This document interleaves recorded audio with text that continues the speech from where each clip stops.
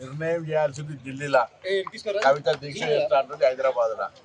ఢిల్లీకి దీక్ష మార్చి తెలంగాణ సాధన కోసం అందరూ ఏ విధంగా పోరాడినమో ఈ బలహీన వర్గాల రిజర్వేషన్ల సాధన కూడా తెలంగాణ తరహా ఉద్యమం జరగాలి. అన్ని కుల సంఘాలు ఐక్యం కావాలి.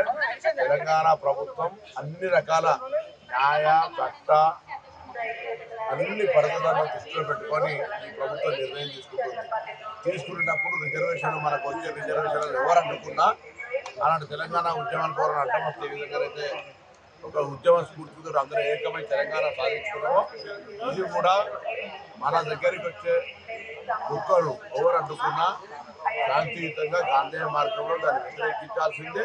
మనం ఈ 42% రిజర్వేషన్ సాధించుకోవాల్సిందే. ఇది రాజకీయాలకు అతీతంగా ప్రతి బీసీ బిడ్డ హక్కు.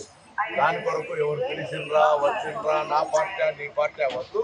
తెలంగాణలో ఉన్నటువంటి ప్రతి రాజకీయ పార్టీ ప్రతి బిడ్డ ఈ సాధన లోపల ఈ పోరాటం లోపల ఉద్యమం లోపల భాగస్వాములు కావాలని విజ్ఞప్తి చేస్తాం.